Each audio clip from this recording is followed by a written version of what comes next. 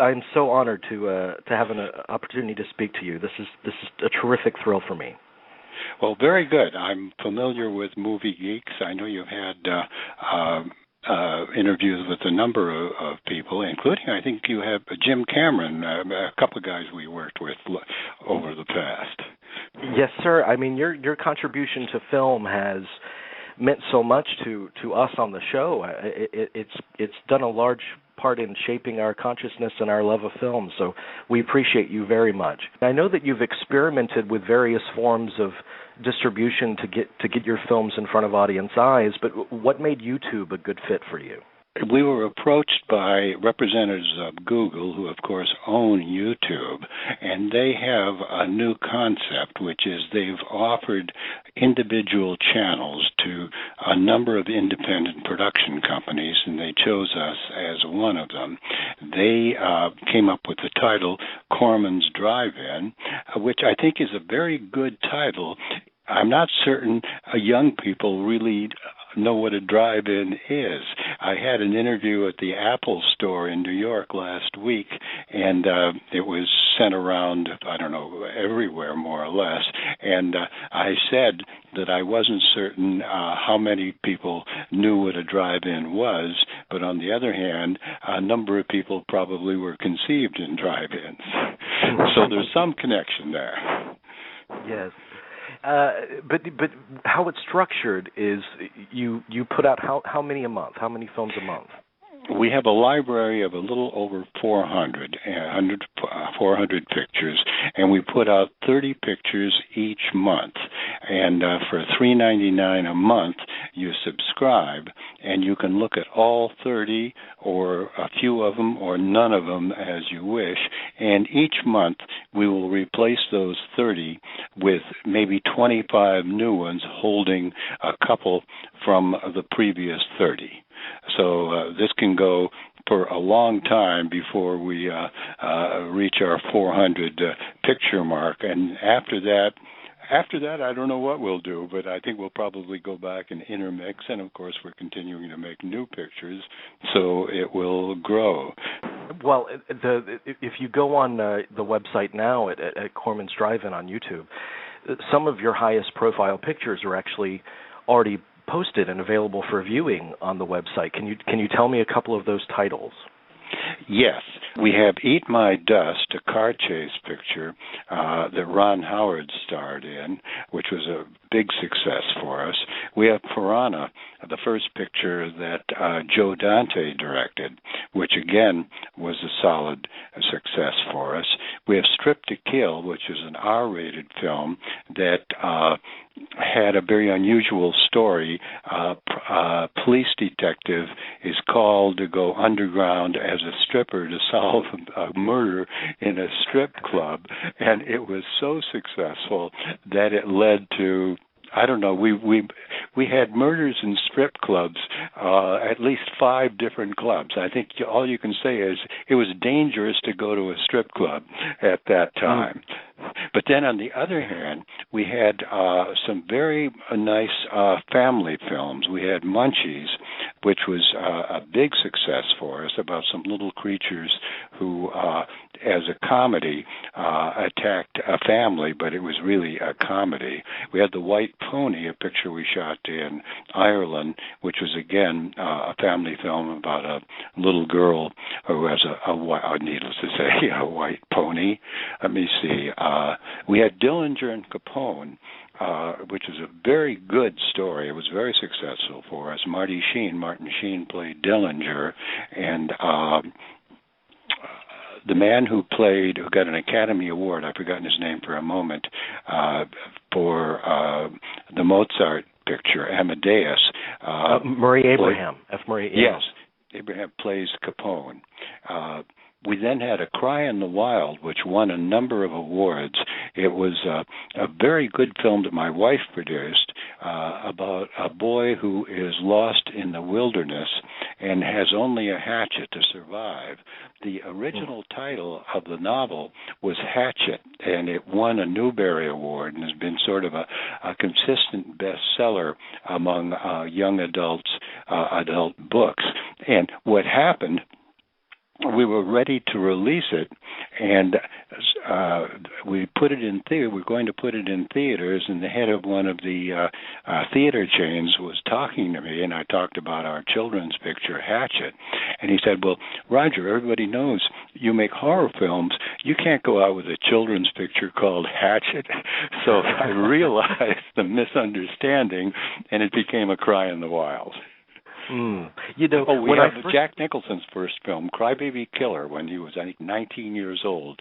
He played a teenager who takes a drive-in restaurant hostage under some very strange circumstances.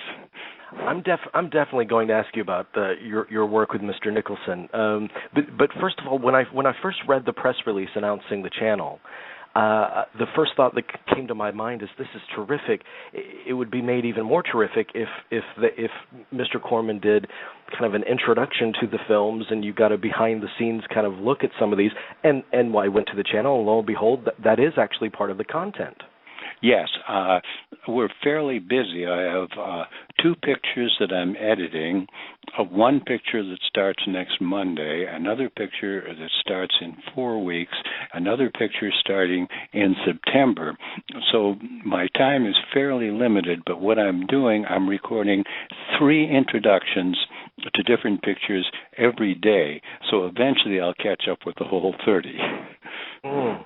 Yeah, that's terrific, because so many people, for movie geeks like myself and our audience in particular, you are such a source of inspiration and also education for us.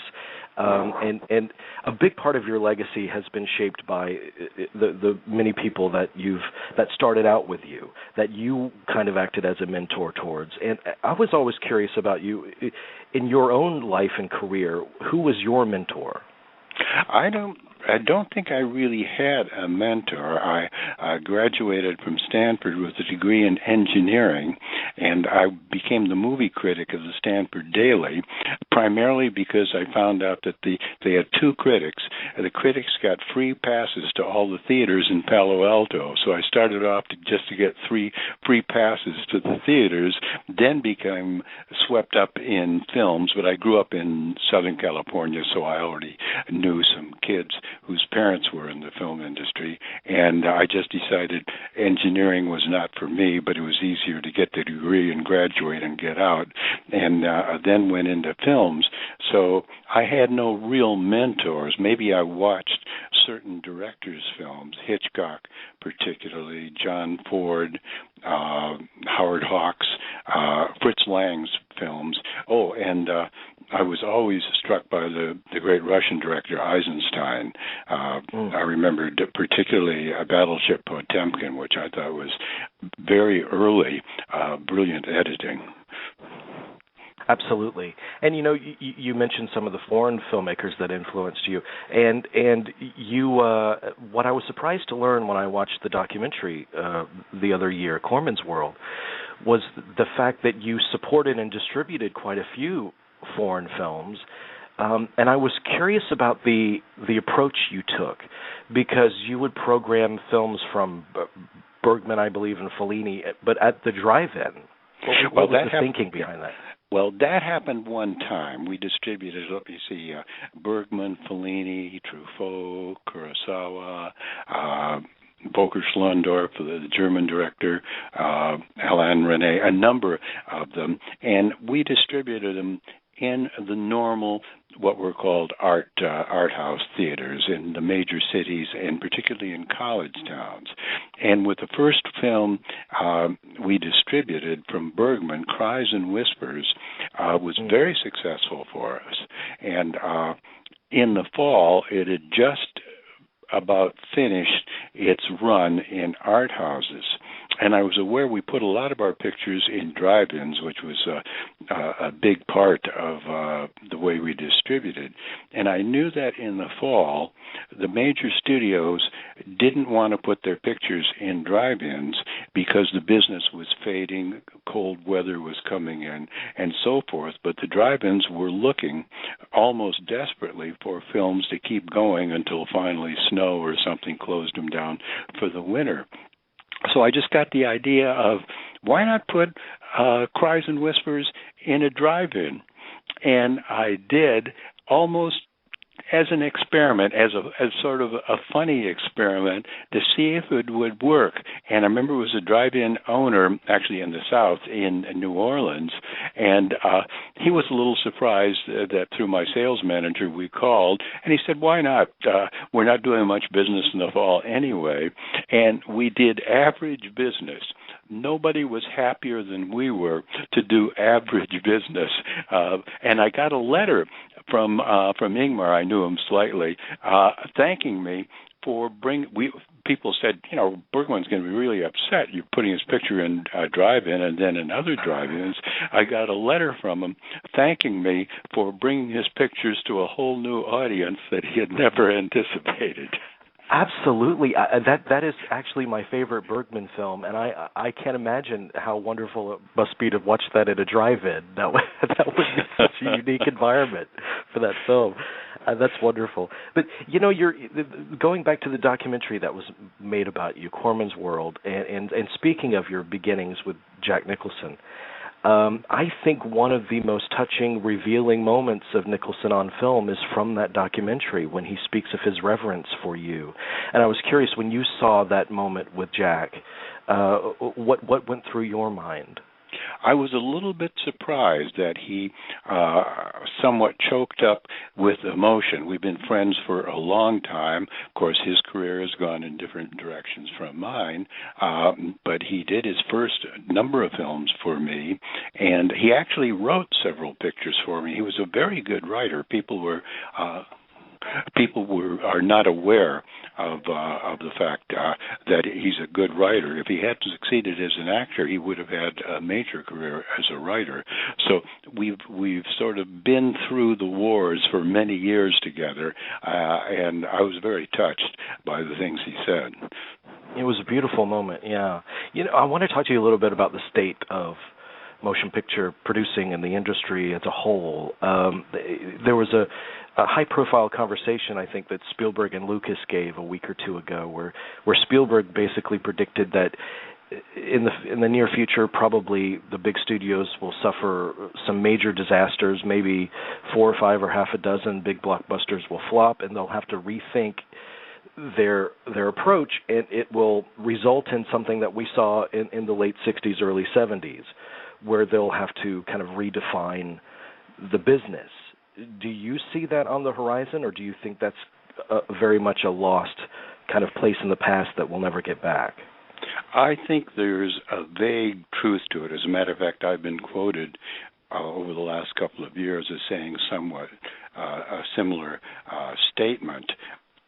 They're making these $100 and $200 million pictures and more, and I've said a couple of times that 1 or 2 of these films are going to fail, and they already have, and the day will come when more than 1 or 2, maybe 3 or 4 will fail, and they will start to rethink what they're doing.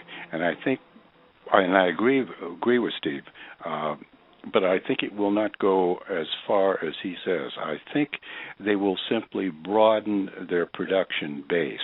They will continue making these big blockbusters, but they'll be somewhat more careful. Now they're just sort of saying, okay, Batman has been successful, let's make Batman 72. Superman is successful at the moment, let's make 5 more Supermans or 10 more or whatever. But enough of them, I think, are going to fail that they will say, all right, we will continue making these films, but we'll be a little more choosy as to what we will make. And the questionable ones we're not going to go with. Of course, what was it? William Goldman, Academy Award-winning screenwriter, made that great statement, nobody knows anything. And it's almost correct. But I think most people know something, but we don't know it all. So I think they'll try to predict a little more carefully, and they will go, I think, to a broader base. Right now, some of the most interesting films are being made by independent producers on lower budgets, and a number of those are quite successful, and they've been also dominating Academy Awards and other award ceremonies.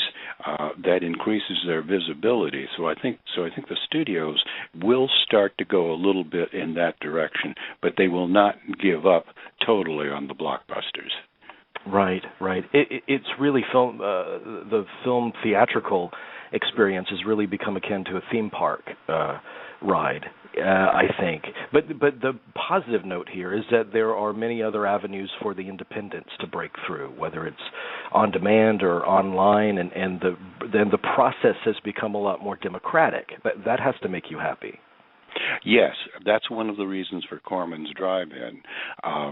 We see that the amount of playing time in theaters for independents is shrinking. I wouldn't say it's zero, but it's not too much above zero. And as a result, we have to look for other means of distribution. The independents do play theaters to a certain extent, and they will undoubtedly. As a matter of fact, they might even increase their share a little bit because a number of the big films are failing, and there's enough of an audience that wants to see a different type of film. But also, DVDs have been very important to us. However, DVDs are slowing a little bit in their sales. They're not slowing as much as some people think they are, but it's definitely a downward curve. And Corman's Drive-In is a way to make it, as you say, more democratic. We can go straight to our audience.